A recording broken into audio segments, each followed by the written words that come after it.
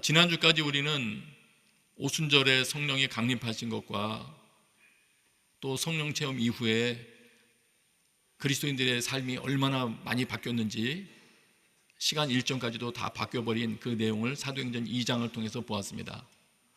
그런데 그 2장 내용을 자세히 살펴보시면 단순히 사도들의 가르침을 받고 교제하고 떡을 떼고 모여서 기도하고 하는 것만 있었던 것이 아닙니다. 그 공동체 가운데는 이적도 가득했습니다. 사도들의 손길을 통해서 놀라운 일들이 일어났습니다. 교회는 그런 곳이었습니다. 그래서 오늘 3장으로 가면서는 또 중요하게 무언가를 가르치시고자 3장 1절부터 10절 사이에 한 가지 또 기적적인 사건을 하나 우리에게 보여주십니다. 그 기적을 통해서 하나님께서 교회가 어떤 일을 행하기를 원하시는지 그 부분을 오늘 같이 살펴보도록 하겠습니다. 당시 성전이죠. 당시 성전 문 앞에서는 이런 일들이 진행이 되고 있었습니다. 3장 1절 2절을 읽겠습니다. 시작. 어느 날 오후 3시 기도 시간에 베드로와 요한이 성전으로 올라가고 있었습니다. 사람들이 태어나면서부터 걷지 못하는 사람을 메고 오는데 그들은 그가 성전에 들어가는 사람들에게 구걸할 수 있도록 아름다운 문이라는 성전 문에 그를 날마다 앉혀 놓았습니다. 베드로와 요한이 본인들의 좋은 습관이죠. 기도 일정에 따라서 기도하기 위하여 올라가고 있습니다.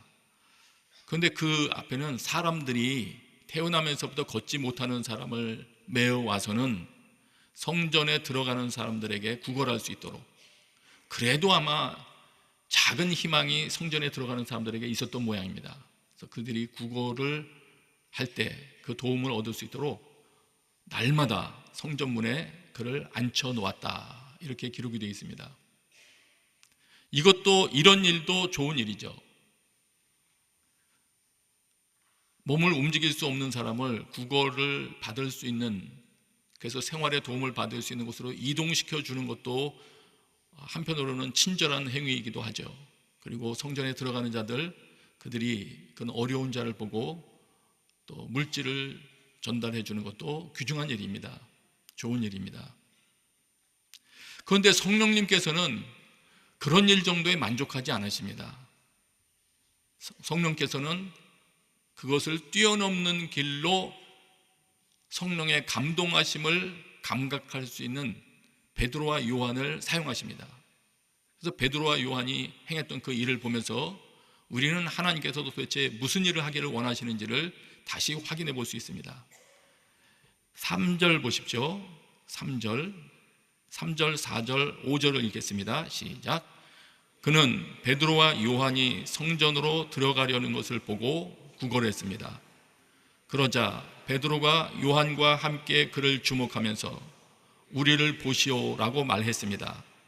그는 그들에게서 무엇을 얻을까 하고 그들을 쳐다보았습니다. 지금 성전에 들어가려는 사람에게 구걸하려는 이것은 이미 앞서 우리가 확인했지만 하루 이틀 일이 아니었습니다. 이 구걸하던 남자의 나이가 이 후반에 보면 40여 세 이상이 되었다고 하니까 수십 년 동안 이러고 있었던 것입니다. 하루 이틀 된 일이 아닐 텐데 그날따라 베드로와 요한이 새로운 반응을 보입니다. 베드로가 요한과 함께 그를 주목합니다. 여기 그를 주목한다는 이 표현이 뚫어지게 그를 바라본다, 이런 표현이더라고요. 그냥 누가 구걸을 하는구나 이렇게 바라보고 쳐다본다는 게 아니고요, 무언가 의도를 가지고 주목하며 그를 바라보고 있는 겁니다. 이 일이 그냥 생기지 않았을 겁니다. 성령께서 베드로와 요한 가운데 무언가 감동하셨을 거예요. 너 지금 저 사람을 주목해라, 말씀을 하셨을 겁니다. 마치 여러분 전도해 보신 분들은 가끔 그런 느끼시죠? 이 사람에게 지금 복음을 전해야 되겠다. 그래서 말 안 하고 가만히 있으면 계속 심장이 쿵쾅쿵쾅 거리듯이 지금 복음 전해야 되는데 복음 전해야 되겠다 해서 마침내 입을 열어 복음을 전하기 시작하면 그때 놀라운 일들이 일어나는 걸 여러분 경험해 보신 일들이 있지 않습니까? 베드로와 요한이 그런 감동을 느끼고 있나 봐요. 그래서 뚫어지게 그를 보다가 우리를 보시오라고 말을 합니다. 그러니까 그 장애인이 무엇을 얻을까 하고 그를 바라봅니다. 그리고 이어지는 행동이 나옵니다. 계속 성령께서 베드로에게 감동을 주십니다. 3장 6절입니다. 우리 6절 7절을 같이 읽겠습니다. 시작. 베드로가 은과 금은 내게 없으나 내게 있는 것을 당신에게 주겠소. 나사렛 예수 그리스도의 이름으로 일어나 걸으시오 라고 말하고 그의 오른손을 잡아 일으키니 그의 발목이 곧 힘을 얻어. 거기까지만 보십시오. 성령께서 계속 감동을 주셨을 거예요. 너 지금 뭘 해야 되는지 알아? 이렇게 해 하면서 이어지는 그 행동에 대한 감동을 주셨을 거예요. 로마서 1장 11절 12절에 보면은요, 바울 사도가 이렇게 자신의 로마를 성도들을 방문하고 싶었던 그 장면을 이야기하는 게 나옵니다. 내가 여러분 보기를 간절히 바라는 것은 어떤 신령한 은사를 나누어 주어 여러분을 강하게 하려는 것입니다. 사도 바울은 그 마음 가운데 확신이 있었어요. 나에게는 하나님이 주신 이러한 은사가 있다. 그리고 내가 저 사람들 만나면 저 사람들을 강하게 도와줄 수 있다. 이런 믿음이 있었던 것이에요. 확신이 있고요. 그러면서 12절에 보면 이는 여러분과 내가 서로의 믿음으로 격려를 받기 위함입니다. 사도 바울은 알았어요. 자기에게 있는 것이 무엇인지를 확실히 알았습니다. 자기가 그곳에 가면 그걸 도와줄 수 있다는 확신이 있었어요. 그러니까 목적지에 가되 정처 없이 방황하듯 가는 게 아니고 확신을 가지고 갔습니다. 저는 여기 있는 여러분들이 다 이런 사람이 되기를 저는 원합니다. 하나님이 자기에게 다른 이들을 어떻게 도와줄 수 있는 그 도움 내용을 주셨는지를 확실히 알고 내가 저희 가면 저 사람을 무엇으로 도와줄 수 있는지를 안다는 것은 매우 귀중한 일입니다. 우리가 봉사할 때, 사역할 때 오래전의 장면이 기억이 납니다. 청소년 집회, 아주 오래전이에요. 청소년 집회를 인도하러 가는데 제가 자신이 없었습니다. 오고 가며 그날 안개가 많이 낀 날이었는데 그 도로를 한 1, 2m 앞도 안 보이는 그 도로를 천천히 몰고 가면서 마음속에 그 생각밖에 없었습니다. 내가 가는 게 저들에게 과연 유익할까? 마치고 오면서도 그랬습니다. 저들에게 나의 메시지가 유익할까? 유익했을까? 베드로는 그 당시에 이 말씀을 제가 묵상할 때는 깜짝 놀랐어요. 바울 이분은 알았구나. 자기가 무엇을 줄 수 있는지, 자기를 통해서 하나님이 누구를 어떻게 유익하게 할 수 있는지 바울은 알았구나. 그러니까 적극적으로 가려고 하는구나. 그런 이들이 지금도 많이 있습니다. 어떻게 도와주면 좋을지 아는 사람 많이 있어요. 저는 믿는 자들이 모두 그런 삶을 살게 되기를 저는 원합니다. 네. 그래서 마침내 방문하여 그 하나님의 감동에 따라서 베드로가 손을 내밀고 예수 그리스도의 이름으로 일어나 걸으십시오 말하고 잡아 일으키니 발과 발목이 곧 힘을 얻어 뛰어서서 걷기 시작을 합니다. 아마 담대함도 필요했을 거예요. 단순히 감동 주셨다고 해서 이렇게 하기 어렵지 않습니까? 복음 전하기 위해서 입을 여는 것도 힘든데, 그것도 가슴이 두근거리는데 담대하게 베드로가 순종을 합니다. 아마 베드로의 성격도 한몫했을 거예요. 깨달아지면 바로 순종하는 거, 바로 행동해 버리는 거. 그래서 때로 실수도 했지만 그가 어쨌든 일으킵니다. 결과가 8절입니다. 8절 같이 읽어요. 시작. 뛰어서서 걷기 시작했습니다. 그는 걷기도 하고 뛰기도 하며 하나님을 찬미하면서 그들과 함께 성전으로 들어갔습니다. 장애에 묶여있던 자가 진짜 자유를 얻은 겁니다. 몇 푼의 어떤 돈을 받은 게 아니고요, 임시적인 어떤 도움을 받은 게 아니고요, 평생 40년이 넘게 묶여있었던 그 상황에서 진짜 자유를 얻고 거기서 그치는 것이 아닙니다. 하나님을 주목하게 됩니다. 하나님을 찬미하게 되고 거기서 그치는 것이 아니고 함께 성전에 들어갔다. 이 자는 성전 문 앞에 수십 년으로 앉아 있었지만 함께 들어가서 예배할 수는 없었습니다. 당시 율법 때문에. 마음껏 함께 들어가게 되는, 그래서 하나님의 전에 들어가 기도할 수 있는 이런 일을 경험하게 됩니다. 이런 일을 하나님이 하기를 원하십니다. 교회는 이런 일을 하기를 원하십니다. 믿는 자들이 이런 일을 하기를 하나님이 원하십니다. 왜냐하면 이런 일은 원래 주께서 하시기를 원하셨던 일이기 때문이에요. 누가복음 4장 18절에 예수께서 오셔서 사역하기 전에 말씀하시는 것이 있어요. 주님의 영이, 성령께서 자기에게 임하셨다는 거예요. 이 구절을 인용하시면서 이사야 말씀이죠. 그 목적이 뭐냐? 하나님께서 내게 기름을 부으셔서, 이게 구별해 놨다는 거예요. 특정한 임무를 위해서. 어떤 임무냐? 가난한 사람들에게 복음을 전파하도록 하기 위해서다. 하나님께서는 포로된 사람에게 자유를, 못 보는 사람들에게 다시 볼 수 있음을, 억눌린 사람들에게 해방을 선포하기 위해 나를 보내셨다. 지금 예수께서 말씀하신 이 내용들은 인간의 힘으로는 할 수 없는 일이에요. 인간 몸을 입었던 예수께서도 이 임무를 수행하기 위해 성령님의 임하심이 필요했어요. 예. 이런 일들을 하기를 원하신다. 그리고 실제로 이 예수께서 어떤 지역을 통치하기 시작하시면, 여러분들의 개인의 삶이나 가정을 통치하기 시작하시면 어떤 현상이 나타나느냐? 누가복음의 한 장면을 보면 이렇습니다. 예수님께서 어떤 존재인지 요한이 제자들 돈에서 물어봅니다. 우리가 더 기다려야 됩니까? 당신입니까? 할 때 답을 이걸로 하셨어요. 돌아가서 너희가 여기서 보고 들은 것을 요한에게 전하라. 보지 못하는 사람이 다시 보고, 다리를 저는 사람이 걷고, 나병 환자가 깨끗해지며, 듣지 못하는 사람이 듣고, 죽은 사람이 살아나고, 가난한 사람에게 복음이 전파된다고 하라. 실제로 이런 일을 일으키는 자가 메시아라는 거예요. 하나님의 통치가 일어나면 그 현장에서는 이런 일이 일어난다는 겁니다. 여기도 나오죠. 다리를 저는 사람이 걷고, 이런 일이 일어난다는 거예요. 여러분, 하나님은 이런 일을 원하십니다. 이거는 인간 우리 수준에서 헤아릴 수 있는 일이 아닙니다.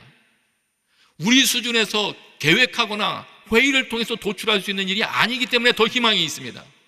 하나님은 이 일을 하실 수 있는 분이십니다. 이 일을 하시기 위하여 믿는 자를 택하시고 교회를 통하여 이 임무를, 하나님께서 하시기를 원하셨던 이 임무를 이어가기를 원하시는 것입니다. 그 한 장면을 오늘 3장 1절 10절 사이에 보여주신 거예요. 나는 너희가 이런 일을 하기를 원한다. 단순히 구걸 행위나 구걸할 수 있도록 자리를 이동시켜주는 그 일에서 만족하기를, 친절 행위 베푸는 것으로 만족하기를 원치 않는다. 조금 더 상세히 보면 이렇습니다. 3장 6절이에요. 이 본문을 읽을 때 우리가 약간 부담되거나 비켜가고 싶거나 그냥 슬그머니 넘어가게 되는 구절이 6절이죠. 같이 읽어요. 다시 한번 읽어요. 시작. 베드로가 은과 금은 내게 없으나 내게 있는 것을 당신에게 주겠소. 나사렛 예수 그리스도의 이름으로 일어나 걸으시오 라고 말하고, 여기를 읽을 때 베드로가 이렇게 했단 말이에요. 은과 금은 내게 없으나 내게 있는 것을 당신에게 주겠소. 베드로가 은과 금은 내게 없으나 이렇게 말한 것까지는 그렇지, 청빈하게 살았는 모양이구나, 뭐 이렇게 생각할 수 있을지 몰라요. 그러나 베드로가 내게 있는 것을 너에게 주겠다, 이 말을 할 때, 이 말을 자기가 받아들일 때 나에게 있는 것은 무엇인가, 이 부분에서 부딪히는 거예요. 조금 전에 말씀드렸지만 사도 바울께서는 알았습니다. 성경의 사도행전에 앞으로 우리가 볼 그런 내용들을 보면 그들은 알았습니다. 초기 그리스도인들은 알았습니다. 어떤 사람이 가르치는데 논리적으로는 잘 가르쳐도 성령을 체험하지 못한 것 같으면 그것도 알았습니다. 그 사람을 따로 데려다가 가르치면 그에게 도움을 줄 수 있다는 것도 그들은 알았습니다. 자기에게 무엇이 있는지를 알았어요. 오늘날 자기를 돌아보면 이 본문을 볼 때 내게 있는 것을 당신에게 주겠소, 이 말을 할 수 없다면 생각을 해야 되는데, 그 부분을 조금 오늘 또 말씀을 드리기를 원해요. 여러분 안에 무엇이 있는지를 아십니까? 질문을 바꿀까요? 뭐가 있으세요? 왜 모를까요? 내 안에 있는 걸 왜 모를까요? 생각하니까 이럴 수 있겠더라고요. 내게 무엇이 있는지 모르는 경우, 첫 번째, 없으니까 당연히 없는 걸 있다고 할 수는 없죠. 그러면 없으면 없다고, 나는 없네, 여기서 마침표를 찍어야 될까요? 성경은 그렇게 말하지 않습니다. 우리가 예수 그리스도의 증인이라고 하지 않습니까? 없으면 어떻게 되냐면 있게 해야 됩니다. 있게 해야 돼요. 그러면 있게 하는 것이 어떤 것이냐? 없으면 받아들여야죠. 받아들이는 거. 그것이 지식적인 내용이든 예수님께 대한 지식적인 내용이든 아니면 예수님 그분 인격 자체든 그분을 내가 주로 모시는 것이든 어쨌든 예수님 그분을 받아들인다는 표현, 이건 제 표현이 아니에요. 여러분이 1:1 과정에서도 많이 암송하셨을 구절이에요. 영접하는 자 곧 그 이름을 믿는 사람들에게는. 영접한다는 말이 무슨 말입니까? 받아들인다는 말이거든요. 받아들인다. 예수님을 받아들이는 자들이 있습니다. 받아들인다는 게 어떤 것이냐? 그분의 이름을 믿는 것이다. 이름에 대해서는 우리 지난주에 언급했잖아요. 그분의 이름을 부른다는 것이 무엇이냐? 그분의 이름을 내가 사용할 수 있다는 것은 그분과 나와의 어떤 관계가 형성이 되어 있는 거예요. 주님으로 고백하고 그에 합당한 삶을 살고 하여튼 등등의 모종의 관계가 형성되어 있는 것입니다. 없으면, 내 안에 있는 것이 없다는 사람은 이 부분을 다시 점검하면 됩니다. 있게 하면 됩니다. 있게 하는 주요 동작이 무엇입니까? 받아들이는 것이죠. 제대로 믿는 겁니다.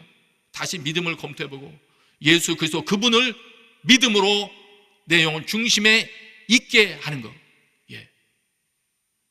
믿음으로 예수 그리스도께서 우리 영혼 중심에 있게 하옵시고.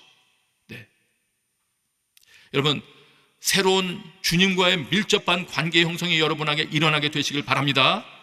그럴 때 점점 그분이 내가 여기 있다고 말씀을 하기 시작하실 거예요. 너 지금 입을 열면 너를 통해서 일을 할 수 있다, 이걸 말씀하실 거예요. 사도 바울과 같은 그 성경 구절이 무슨 내용인지를 알게 될 거예요. 또 하나는 이것입니다. 있지만 몰라서, 내 안에 있지만 몰라서 내게 있는 것을 주겠소, 이 말을 못하는 경우가 있을 거예요. 이런 경우에는 어떻게 될까요? 이런 경우에는 성경은 바울 사도의 기도 내용을 통해서 아마 그런 경향들이 있다는 걸 사도 바울께서 아셨던 것 같아요. 그래서 사도 바울께서 유명한 기도죠. 이렇게 기도했습니다. 에베소서 1장 17절부터 19절까지인데요. 여러분 눈으로 자막 확인해 보세요. 지금 계속 기도하는데 기도 내용이 이렇습니다. 예수 그리스도의 하나님 영광의 아버지께서 여러분에게 지혜와 계시의 영을 주셔서, 성령님이죠. 깨닫게 하시는 성령님, 뭘 알려주시는 성령을 보내주셔서 하나님을 알게 하시기를 기도합니다. 18절이에요. 마음의 눈을 밝게 하셔서 하나님의 부르심의 소망이 무엇이며, 그 다음 잘 보세요. 성도 가운데 있는 하나님의 유업의 영광의 풍성함이 무엇이며, 성도 안에 무엇이 있을까? 하나님이 주신 유업이 무엇일까? 19절, 하나님의 힘의 능력의 역사하심을 따라서 믿는 우리를 위해 베푸신 하나님의 지극히 크신 권능이 어떠한지 여러분으로 알게 하시기를 기도합니다. 여러분, 이 기도가 여러분의 기도가 되시기를 바랍니다.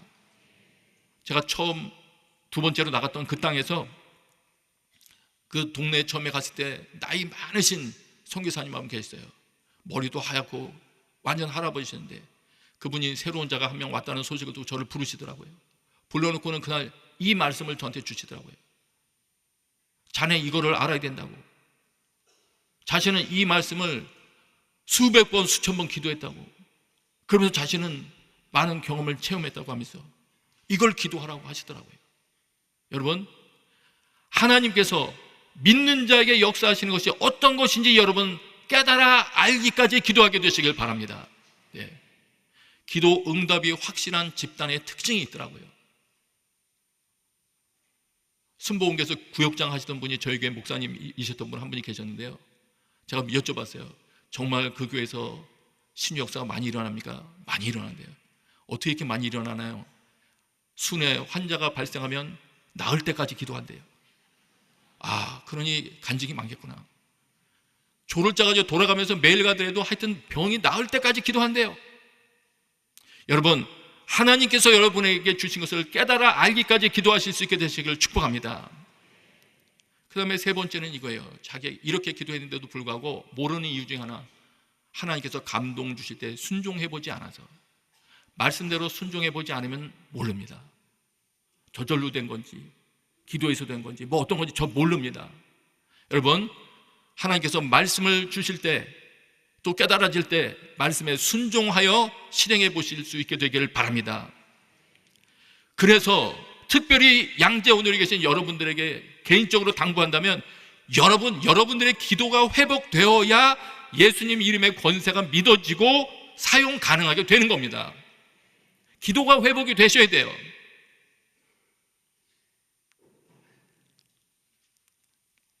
좀 친밀한 관계가 저랑 형성이 요만큼이라도 됐으리라 생각하고 좀 말씀드리면, 저희 교회 성도 숫자하고요, 새벽기도 나오는 숫자하고요, 새벽기도는 또 여기까지는 못 나올 수 있어요. 거리상으로나 교통상으로나. 서빙고 양재 유튜브 접속하는 통계 전체를 다 보니까 기도에 관심이 없는 분들이 많은 것 같아요. 전체 통계하고 안 맞아, 이게 지금. 물론 다 그걸 봐야지 기도하고 있다는 말을 하는 건 아니에요. 근데 제 속에 약간의 그 의심이 생기는 걸 어떡하죠? 혹시 기도 안 하시는 분들이 많이 도사리고 계신 건 아닐까? 여러분, 주일날 잠깐 와서 앉았다 일어나시는 것으로 막 예수님의 권세가 막 체험되고 잘 안 됩니다. 이 말씀 붙들고 여러분의 기도가 과거에 기도했었으나 다쳤던 분들이 있다면 기도를 다시 풀어내셔야 됩니다. 여러분의 기도가 회복되어야 예수님이 어떤 분이신지 점점 담대해지고 권세가 믿어지고 남을 위해서 기도할 수 있다니까요. 오늘 오신 여러분들의 기도가 회복되게 되시길 축복합니다.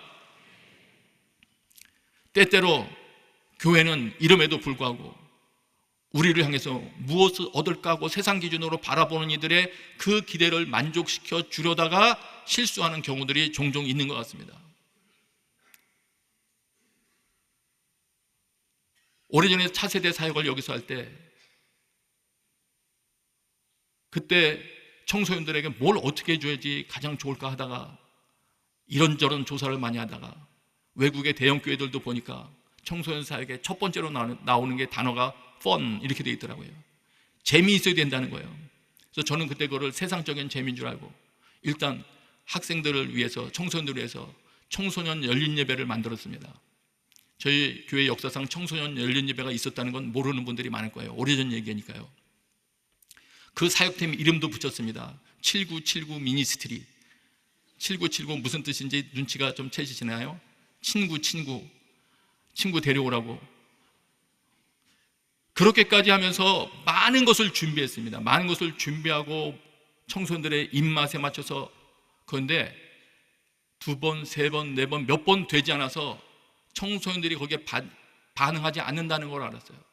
소위 말해서 청소년들이 재미를 느낄 만한 재미는 세상에 더 풍성하게 줄 수 있다는 걸 알았어요. 그런 기대가 세상에서 말하는 재미라는 표현 속에 담겨있는 그런 재미는 교회가 줄 수 있는 게 아니더라고요. 얼른 바꿨습니다. 이거는 아니구나. 이거는 내가 줄 수 있는 게 아니구나. 정반대로 바꿨습니다. 청소년 성령 집회. 청소년들 데리고 기도하는 집회를 만들기 시작했습니다. 모이면 1시간 정도 찬양하고 1시간 정도 말씀 전하고 이 딱딱한 수준의 메시지를 전했죠. 메시지 전하고 1시간 정도 열심히 기도하고. 근데 놀라운 거는요, 청소년들이 모여들기 시작하더라고요. 첫날 집회를 저는 잊을 수가 없어요. 서빙고 본당을 다 채웠어요, 아래 위를. 그러나 그때 목요일이었기 때문에 저는 스스로의 이 집회가 다 청소년들이 모인 걸 믿지 못했어요. 오늘이 무슨 날이지? 목요일이구나. 목요일 날은 경배와 찬양 있는 날이니까 그날이 옛날에는 목요 경배와 찬양 있었지 않습니까? 학생들이 경배 찬양 있는 날인 줄 알고 착각하고 왔을 수 있다. 그날 이틀 연휴 집회를 했는데 내일 보자. 깜짝 놀랐습니다. 달려 들어와서 본당을 채웠어요. 그리고는 열심히 기도했어요. 그 이후에 청소년 성령 집회가 한동안 쭉 진행이 됐었습니다. 그때 알았습니다. 거기서 말하는 재미라고 할 수 있는 것은 교회가 줄 수 있는 용어로 바꾼다면 영적인 흥미라고 바꿔야 되겠구나. 교회가 줄 수 있는 것은 세상이 줄 수 없는 새로운 영적인 맛입니다. 청소년들도 그것을 필요로 해요. 그들 중심에 필요한 것이 무엇인지 그들이 말로는 표현을 하지 못하지만 그것이 실질적인 도움이 그들에게 전해졌을 때 그들도 눈물 흘려 기도하고 하나님 앞에 부르짖어 기도하고 그들도 방언으로 하며 매달립니다. 자신의 진로를 위해 기도합니다. 그리고 이 사도행전의 사건은 이런 일을 이어가게 되었습니다. 3장 9절 10절 보세요. 3장 9절 10절 우리 같이 읽습니다. 시작. 모든 백성이 그가 걸어다니는 것과 하나님을 찬미함을 보고 그가 성전 아름다운 문에 앉아 구걸하던 바로 그 사람임을 알아보고 그에게 일어난 일로 인해 몹시 놀라며 이상하게 생각했습니다. 모든 백성이 이제는 성전에 나오는 그런 사람들뿐만 아니에요. 모든 백성이 그가 걸어다니는 것과 하나님을 찬미하기 시작한 변화를 주목하고 알아봤습니다. 그리고 그 일로 인해 몹시 놀라게 되었습니다. 놀라면 어떻게 했을까요? 그 다음 이어지는 다음 주에 볼 3장 11절부터 내용을 보면 모여들었습니다. 이게 도대체 무슨 일이 발생한 거냐? 모여들어서 베드로와 요한 곁으로 몰려들어왔겠죠. 그 장인 곁으로 몰려들어왔겠죠. 그때 사람들이 몰려들어오니까 베드로가 어떻게 했겠습니까? 그 기회를 예수 그리스도를 증거할 기회로 삼고 입을 열어 담대하게 증거하기 시작합니다. 이스라엘 사람들이 왜 이를 이상하게 생각합니까? 왜 우리의 능력으로 했다고 생각하십니까? 하면서 예수 그리스도를 증거하면서 그들의 중심을 꿰뚫는 설교를 합니다. 너희가 버린 예수 그리스도, 그런데 그 이름이 예수 그리스도의 이름이 지금 이 사람을 낫게 했다. 그러므로 너희는 회개해야 된다. 쭉 말을 이어갑니다. 4장 후반으로 가면 이 증거를 사람들은 싫어했죠. 물론 나중에 종교 지도자들은 싫어하죠. 어쨌든 오늘 이 3장 1절 10절 사건을 통해서 성령님은 우리에게 분명히 알려주시는 것입니다. 예수님은 분명히 우리에게 입장 표명을 해주시는 것입니다. 나는 이런 일들이 교회를 통해서 발생하기를 원한다. 나는 이런 일들이 믿는 자들을 통해서 발생하기를 원한다. 여러분, 우리가 예수 그리스도의 증인이라고 하지 않습니까? 하나님은 우리 한 사람 한 사람을 통해서 하나님께서 살리기 원하시는 많은 이들을 살리기 원하시는 것입니다. 여러분 가정에 이렇게 묶여있는 사람들이 있습니까? 여러분들을 통하여 여러분 안에서 예수 그리스도의 이름이 활동하기 시작할 때 그 가운데 하나님의 능력이 풀어져 나올 수 있음을 믿게 되시길 바랍니다. 정리하면 이렇게 됩니다. 하나님은 어떤 분이시냐? 진정으로 사람을 돕기 원하시는 분이시더라고요. 그리고 가장 최고의 도움은 역시 구원을 받는 것이기 때문에 예수 그리스도를 그에게 속에서 알게 하는 것이에요. 그래서 이 종말의 때에 마지막 순간을 심판으로 맞이하지 아니하고 예수 그리스도를 알게 되어 구원의 날로 맞이할 수 있게 하기 위하여 성령께서 오셨습니다. 성령님도 돕기 위해서 오신 것이에요. 그러면서 그가 개인을 도와서 회복시키는 그 사건을 통해서 또 복음을 전할 문을 여십니다. 하나님의 영광을 드러낼 길을 열으시는 분이십니다. 한 개인에게 주어진 모든 어려움도 그 일을 통과할 때 하나님의 영광을 위해서라고 성경이 말씀하지 않습니까? 여러분에게 당면한 모든 어려운 일들도 그 일을 예수 그리스도의 이름을 통하여 극복하게 되면 하나님의 영광을 드러내는 통로가 된다는 것을 여러분 기억하시길 바랍니다. 기도하는 거예요. 그 일이 이루어질 때까지. 장애인을 통해서 말씀하신 거예요. 장애인이 한 명 나으니까 3장 1절에서 10절까지 사건이 일어나니까 그 사건은 그 사람을 자유케 하기도 했지만 복음 증거할 또 다른 기회를 엽니다. 베드로가 또 다른 복음을 증거하여 또 많은 사람을 살리잖아요. 이 일이 초대교회에서 일어났습니다. 이 일이. 그래서 성령께서는 이 예수 그리스도를 증거하는 일을 보다 역동적으로 하실 수 있게 하기 위하여 이적을 사용하십니다. 우리가 이적을 무시할 수 없어요. 성령께서 하시는 일을 나는 그런 거 필요 없어 이렇게 말하면 안 돼요. 성령께서는 이 복음 전파를 역동적으로 하기 위하여 이적을 사용하십니다. 그 이적을 사용하는 중심에 예수 그리스도의 이름이 있고 예수 그리스도의 이름이 있는 사도들의 선포가 있었습니다. 여기 있는 우리 모두는 예수 그리스도의 증인이기 때문에 우리를 통하여 사도들이 했던 그 선포가 반복되기를 하나님 원하시는 것입니다. 이런 일을 할 수 있는 자격을 교회에 주셨다. 감사한 일이죠. 나를 불러주셨다. 감사한 일이죠. 마무리하고 우리 기도하겠습니다. 우리의 사명은 그리스도를 증거하는 것 맞습니다. 성령께서 그 일을 하나님의 능력으로 수행할 수 있게 하시려고 오신 것 맞습니다. 예수 그리스도의 이름으로 일어나는 기적이 열어주는 기회, 기적이 열어주는 기회, 그 기회를 통하여 예수 그리스도를 증거할 때 수천 명이 돌아오는 역사가 사도행전에 기록되어 있다면 오늘날 이 시대에도 이것이 반복되기를 위해서 우리는 기도할 필요가 있는 것입니다.